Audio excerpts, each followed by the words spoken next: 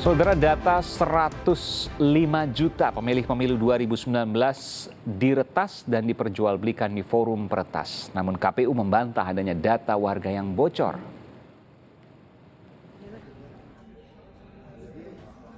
Kasus kebocoran data diduga terjadi di Komisi Pemilihan Umum atas laporan penjualan data di situs forum peretas. Data 105 juta warga diduga diretas oleh salah satu akun di forum peretas yang juga menjual data registrasi kartu SIM seluler. Data yang dikumpulkan diklaim berasal dari data KPU berisi data pribadi pemilih untuk pemilu 2019. Dari sampel data yang diberikan oleh penjual, terdapat nomor kepala keluarga, nomor KTP, nama lengkap, tempat tanggal lahir, jenis kelamin, alamat rumah, hingga status disabilitas dan TPS tempat memilih. Namun, KPU membantah bahwa format data yang diberikan tidak sesuai dengan jenis data pemilih yang dimiliki oleh KPU. Data rekonstruksi itu kami tidak tahu bagaimana cara membuatnya, karena sekali lagi polanya bukan pola yang dilakukan oleh Komisi Pemilihan Umum, termasuk juga kode-kode yang dibuat di situ tidak sama sekali berasal dari KPU. Kalau disebut dengan data pemilih, maka data yang seharusnya ada adalah lengkap dengan 12 elemen datanya, tidak sebagaimana yang terlihat dalam situs sebagaimana dimaksud. Untuk mengusut akun penyebar data di forum peretas. Tim Liputan, Kompas TV. Saudara, kenapa kebocoran data pribadi terus terjadi dan apa saja yang harus diantisipasi dari kasus itu? Sudah terhubung bersama kami di studio anggota Komisi 1 DPR, Dev Laksono, bergabung juga pakar keamanan digital, Alphonse Tanujaya. Selamat malam Bapak-Bapak, sehat selalu. Selamat malam, iya. Gimana kabarnya? Baik, Bung Dev. Bung Dev, saya ke Bung Dev dulu. Anda sudah mendapatkan informasi soal ini bahwa ada 105 juta, ini luar biasa, data warga Indonesia yang bocor dan dijual di salah satu situs digital. Ya, jadi tepat kemarin ketika kami rapat dengan Menkominfo, itu data informasi itu kami terima. Bahkan saya juga baru dengar juga, ini saya nggak bisa pastikan nih ya, apakah ini benar apa enggak, katanya data BIN pun juga bocor. Bahkan data Badan Intelijen bocor, tapi belum pasti ya? Ini baru dugaan ya, jadi Oke. dugaan. Jadi saya nggak tahu ini benar apa enggaknya. Cuman ini informasi yang beredar. Tapi jelas ini menunjukkan betapa lemahnya sistem pengamanan cyber kita. Nah, memang undang-undang PDP itu sudah kita selesaikan, sudah kita putuskan di tingkat 1, dan dalam waktu dekat 1-2 hari ini akan ada rapat paripurna dan akan kita sahkan untuk dikirim ke istana dan supaya dijadikan undang-undang. Tapi lebih penting daripada infrastruktur hukum, harus ada kejelasan langkah-langkah dari pemerintah, baik apakah itu investasi dalam bentuk peningkatan keamanan data, penambahan jumlah programmer, kemampuan infrastrukturnya, kemampuan peralatannya. Iya. Nah, ini semua harus berkesinambungan gitu. Jadi, data apa saja yang Anda dapatkan informasinya, Bung Dev, yang bocor? Mas, kenapa? Data apa saja? NIK misalnya atau alamat dan lain sebagainya? Kalau detailnya apa saya nggak tahu persis, tapi yang pasti yang kita dapat itu baru adalah yang Anda terima ini. Nah, cuman detailnya apa yang bocor dan siapa yang sudah membeli itu yang masih pertanyaan kita semua. Oke, saya ke Bung Alphonse. Bung Alphonse, ini luar biasa, ya. 105 juta. 105 juta data, nggak tahu datanya apa saja. Itu kalau di database kan ada query-nya. Apa saja itu data-datanya? Anda punya informasi soal ini?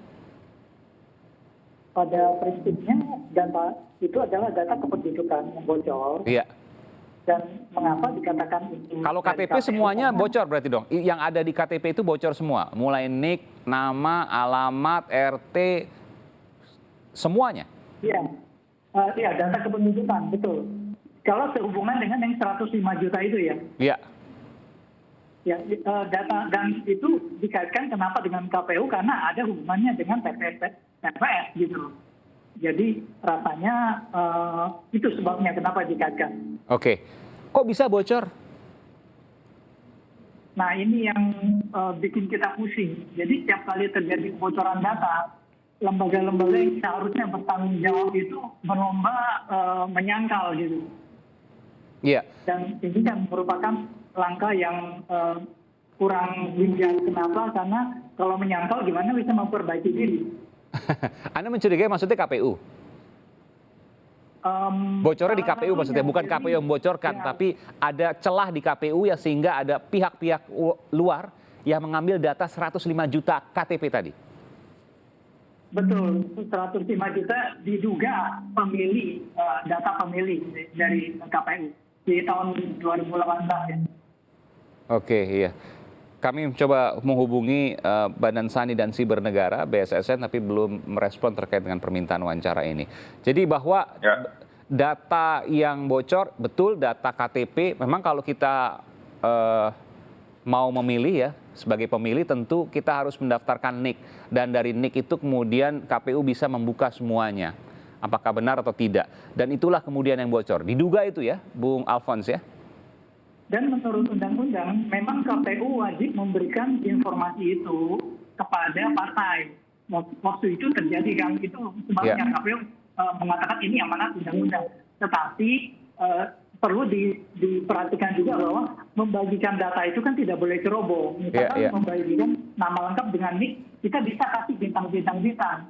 Tetapi hal seperti ini yang kurang dilakukan. Bahkan saya ingat betul, beberapa waktu lalu KTP Presiden bocor, Pak Jokowi. Jika kita lihat sampai hari ini, mungkin Anda akan terkejut. Beberapa orang yang memiliki data yang bocor ini mampu mengeluarkan data hanya dengan nama lengkap saja. Dan bisa keluar data NIK, NIK KK, jadi hanya berbekal nama lengkap. Bisa keluar NIK, NIK KK, nama orang tua, dan dikaitkan dengan kebocoran 1,3 miliar data yang kemarin, data registrasi tingkat, hanya berbekal nama lengkap, saya bisa dapat nomor telepon orangnya. Luar biasa, jadi bisa digabungkan nanti dan lengkap semua. Nomor HP, alamat rumah, dan lain sebagainya, bahkan tanda tangan, mereka bisa dapatkan. Bahkan peretas mungkin bisa memiliki data yang lebih lengkap daripada instansi pemerintah. Dan itu sangat berbahaya ketika berhubungan dengan bank misalnya. Itu sangat berbahaya, apalagi kita ingin menghadapi pemilu di 2024 ini. Jadi nanti jika data itu disalahgunakan sedemikian rupa, seperti yang terjadi di Amerika dan di Arab Spring, itu perlu menjadi perhatian pemerintah. Ini sangat serius. Artinya ada fake voters, ada pemilih-pemilih palsu, betul?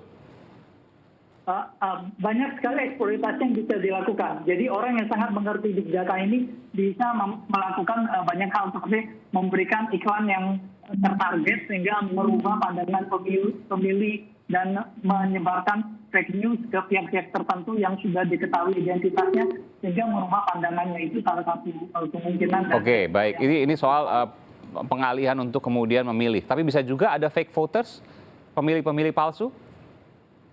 Kalau itu saya tergantung kepada teknis dari KPU. Tapi tidak menutup kemungkinan? Iya. Oke, belum lagi kalau bicara soal keamanan uang, bank, dan lain sebagainya, Bung Alphonse. Ya, itu sudah jadi sarapan kita sehari-hari. Kita dikirimin spam, kita jadi korban penipuan, kita diteror oleh pinjol. Iya, dan ini bisa akibat dari kebocoran data. Betul, ini bisa berlangsung, ini worldwide ya, artinya bisa dari seluruh dunia. Mungkin pelakunya ada di negara lain, belahan dunia mana, tapi kemudian yang dikerjai, yang ditipu di Indonesia, bisa saja itu. Ya, dan kita sudah kenyang dengan itu. Kita sudah terbiasa, masyarakat dan menganggap itu lumrah, padahal itu sesuatu yang sangat memprihatinkan. Luar biasa. Saya ke Bung Dev kok mengerikan sekali kalau kemudian kita mencoba untuk menggali. Kira-kira apa saja yang mungkin terjadi dari kebocoran data ini? Komentar Anda. Ya bisa macam-macam hal ya. Bisa juga sampai dengan manipulasi hasil data pemilu, ya bisa juga memanipulasi jumlah suara di masing-masing daerah sehingga bisa mengubah struktural kursi, ya ataupun juga bisa terjadi pergeseran-pergeseran suara. Tapi yang paling saya khawatirkan itu justru adalah memanipulasi hasil data pemilu karena bisa dikatakan di daerah dapil-dapil tertentu yang sebenarnya pemilihnya cuma saya katakan hanya ada 2 juta, tapi ternyata tiba-tiba mereka manipulasi di sana ada 2,5 juta, lalu sehingga bisa dimainkan angka hasil pemilunya. Nah itu satu contoh ya yang dapat saya pikirkan. Saya nggak bisa membayangkan kalau ini terjadi di e-voting misalnya, luar biasa ini. Nah, ya. Walaupun karena sistem pemilu di Indonesia ini kan masih setengah manual ya. Iya, iya. Pemilihannya kan dan perhitungannya masih secara manual. Jadi masih ada pengecekan dari tingkat berjenjang di bawah. Akan tapi ya ketika data itu sudah dimasukkan ke tabulasi nasional, ya Betul. bisa saja dimainkan itu data-data tersebut. Betul, meskipun tetap ada backup-nya dari sisi manualnya. Ya. Tentu ini juga, meskipun celah itu tetap saja ada karena datanya sudah dipegang oleh orang-orang di luar sana. Tapi saya ingin tanya, kalau sedemikian, maka saya harus mengatakan, Anda setuju nggak bahwa sulit untuk tidak dikatakan ini adalah bocor dari KPU? Meskipun KPU bukan membocorkan ya, tapi bocornya sumber datanya dari KPU. Ya di mana saja kan KPU mungkin menyimpan datanya kan bukan di dalam hard disk yang di internal, mungkin mereka simpan di cloud. Betul. Nah, ketika di cloud itu bisa di mana saja dan bisa diakses dan akhirnya di-download sendiri. Nah, maka itu pentingnya Indonesia ini memiliki pusat data nasional sehingga data yang masuk keluar itu termonitor dan ya memang kemungkinan juga di-hacking dan dicuri datanya secara keseluruhan bisa juga. Kan sudah ada pengawalnya, bodyguard-nya yang namanya Badan Sandi dan Siber Negara, BSSN. Kurang itu? Ya, BSSN sendiri, ya itulah, BSSN sendiri kemampuan infrastrukturnya itu sejauh mana, kemampuan SDM-nya seberapa banyak.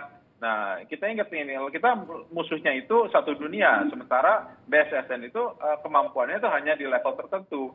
Iya. Jadi untuk bila mana BSSN dikatakan sebagai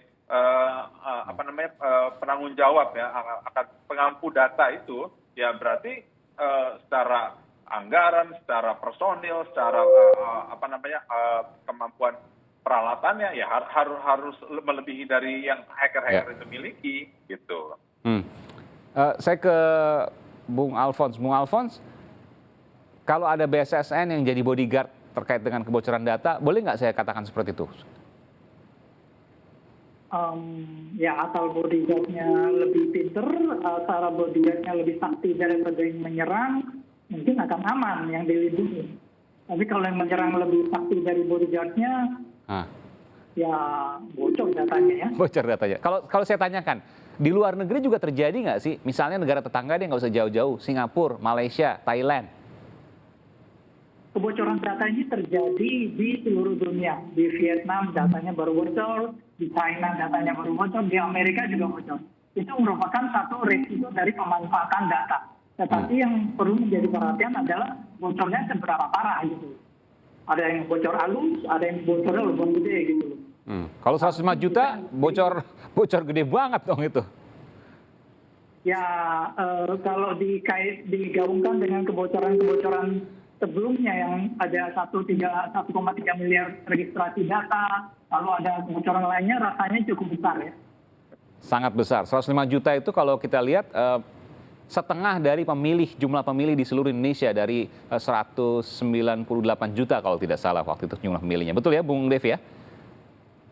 Datanya kan masih diupdate terus ya. Jadi, iya, yang terakhir 2019. 2019 ya kan. Sekitar 190-an juta waktu itu kan? Ya kurang lebih mungkin sama lah ya. Iya. Jumlah penduduknya kan kurang lebih naiknya sekitar segituan. Iya. Artinya memang setengahnya 50% ya bocor. Oh iya, lebih dari setengahnya. Betul, lebih dari setengahnya. Oke, terakhir apa yang bisa disampaikan dari Komisi 1 soal ini agar kita tidak menjadi negeri dengan pembocor data rakyatnya? Ya, nah ini harus ada ketegasan sikap dari pemerintah. Undang-undang sudah dibuat, segera akan disahkan, ya, ditandatangani oleh Presiden, dan lalu tinggal kita tunggu peraturan pemerintahnya seperti apa, Kepennya seperti apa, atau peraturan dirjennya, sehingga pengampu data itu siapa, dan juga ke depan sikap dan roadmap-nya pemerintah untuk membangun pusat data nasional, penanggung jawab data, peningkatan kualitas dan juga kemampuan daripada BSSN ataupun Kominfo atau siapapun itu yang ditunjuk, itu juga jelas arahnya gimana, dan juga jangan sampai kita lengah, dan juga jangan sampai kita itu kualitas kemampuan tempurnya lebih di bawah daripada musuh kita yang ada di seluruh penjuru dunia. Bung Alfons, bagaimana perisai shield-nya agak lebih kuat, nggak tembus dari pembocoran data? Kalaupun rasanya nggak mungkin 100% nggak akan bocor ya, tapi kalaupun bocor hanya sedikit, betul ya? Ya, kita disiplin saja ikuti standar ISO 27701, 27701, Jadi dan terlihat bahwa perusahaan-perusahaan komersial bank seperti 5 bank besar, saya lihat patut dicontoh loh, mereka cukup aman gitu. Jadi itu membuktikan bahwa bisa kalau mau mengamankan, tapi memang perlu ada sumber daya, keseriusan untuk menangani ini. Dan SDM-nya juga mungkin kalau boleh diutamakan milenial atau yang lebih muda. Jadi bagi kita yang udah baby boomers ya udahlah, kita melipir dulu lah kalau udah berurusan dengan data. Oke, ya meskipun pengalamannya kan luar biasa juga. Tapi baik, ini apa yang sampaikan tadi, satu garis besar, satu benang merahnya adalah SDM. SDM yang mampu, yang mumpuni untuk menjaga sebagai perisai data warga Indonesia. Terima kasih Bung Dev Laksono dari Komisi 1 DPR, anggota fraksi Partai Golkar, dan juga Bung Alphonse Tanujaya, pakar keamanan data. Terima kasih, selamat malam, sehat selalu.